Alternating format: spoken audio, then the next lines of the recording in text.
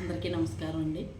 ఈరోజు టాపిక్ ఏంటంటే మగతోడు లేని వాళ్ళు, భర్త లేని వాళ్ళు, ఒకవేళ విడాకులు తీసుకున్న, భర్త చనిపోయినా, ఏదో కారణాల చేత విడిగా ఉన్నా అప్రమత్తంగా ఉండాలి.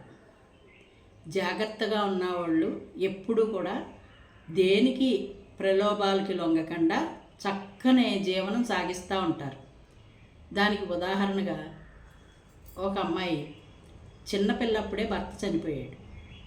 చనిపోతే చాలా బాధలు పడి, చాలా కష్టపడి ఆ పిల్లని పెంచుకుని పెద్ద ఉన్నత స్థాయిలోకి తీసుకెళ్ళి మంచి చదువులు చెప్పించి తను ఎక్కడో ఒక చోట ఉద్యోగం, ఏదంటారో ఎంతో చదువుకుంది, ఉద్యోగం చేసుకుంటూ చక్కగా పెద్దల మాటునే ఉండి విడిగా ఎక్కడికి వెళ్ళకుండా తల్లిదండ్రులు అత్తమామలు వాళ్ళ మాటనే ఉండి ఇటు అటు తిరుక్కుంటూ అత్తిల్లు పుట్టిల్లు వదిలిపెట్టకుండా చక్కని జీవనం సాగింతుందండి. నిజంగా అమ్మాయిని చూసినప్పుడు నేను ఒక్కొక్కసారి చెప్తూ ఉంటాను, ఇలా ఉండాలమ్మా అలా ఉండాలమ్మా అని చెప్తూ ఉంటాను. చాలా మంచిగా ఉంటుంది. ఎదరోళ్ళు పెద్దోళ్ళు మాట అంటే చాలా గౌరవంగా ఉంటుంది, చాలా పద్ధతిగా ఉంటుంది. చిన్న వయసు, ముక్కుపచ్చలారిన వయసులోనే తన జీవితం అలా అయిపోయింది పాపం. కానీ పిల్ల ఇప్పుడు కొంచెం ఎదిగింది. తన మంచి స్థితిలో చదువుకుని మంచి ర్యాంకులు సంపాదించుకుని వాళ్ళ అమ్మ ఎలాగ నడుస్తుందో ఆ అమ్మాయి కూడా అంత నెమ్మదిగా ఉండి చక్కగా చదువుతుంది. సొసైటీలో ఎంత గౌరవం అంటే అండి, చాలా గౌరవం.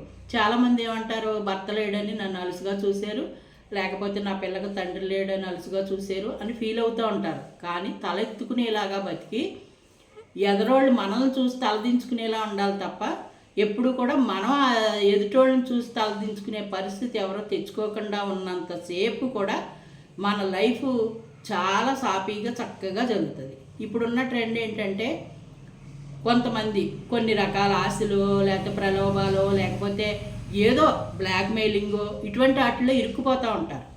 అందు గురించి ఇండివిజువల్గా ఉండే ఫ్యామిలీ ఎప్పుడు కూడా స్ట్రాంగ్గా ఉండాలి. నాకేంటి, నేను బతకగలను అని అనుకోవాలి. తప్పు చేయనంతసేపు తలంచవలసిన పని లేదు, ఎదురోళ్ళకి దాసోహం చేయవలసినంత పని కూడా లేదు.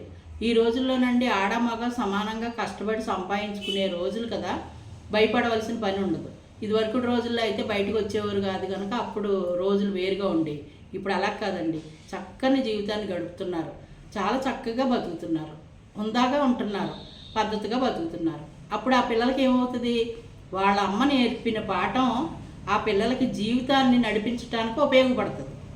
తల్లి వెకిలిగా ఉందనుకోండి, పిల్ల కూడా అదే దారిలోకి వెళ్ళిపోతుంది. అలా కాకుండా తల్లి అంత ఉందాగా చక్కగా పద్ధతిగా బతుకుతుంది, ఇటు పుట్టిల్లు అత్తిల్లు కూడా వదిలిపెట్టకుండా వాళ్ళని కూడా చక్కగా హక్కును చేర్చుకున్నట్టు ఉండి వాళ్ళు తినకి చూసేలాగా ప్రవర్తించి ఉన్న మూలానే ఈ పిల్ల కూడా అదే బాటలో నడిచి 10 మంది మధ్యలోనూ ఒక గౌరవంగా, అమ్మో వాళ్ళు ఎంత పద్ధతిగా ఉన్నారో అనే స్టేజ్లోకి వచ్చిందండి. ఎంత కష్టపడిందో కళ్ళారా చూసింది నాకు తెలుసు. చాలా పద్ధతి అయిన మనిషి, అసలు ఒకళ్ళ చేత ఏలెట్టు చూపించుకునేలాగా ఎప్పుడూ ఉండదు.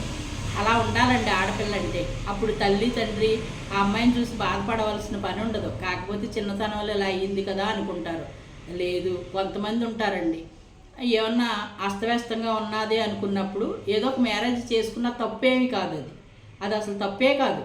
ఎదరోళ్ళ చేత మాట పడకుండా నిగ్రహం లేనప్పుడు వాళ్ళు ఉండలేని పరిస్థితి, వాళ్ళ పరిస్థితుల ప్రభావాలు ఏమన్నా ఉంటే కనుక మ్యారేజ్ చేసుకున్న తప్పు లేదండి. కానీ ఎదరోళ్ళకి మనం తలంచే పరిస్థితి ఎప్పుడూ తెచ్చుకోకూడదు. ఆడది ఆదిశక్తిలాగా బతకాలి అని అనుకుంటాను నేను. మీరేమనుకుంటారు చెప్పండి? మంచి పని కదండి. ఆ అమ్మాయిని చూసి చాలామంది నేర్చుకుంటారు కదా.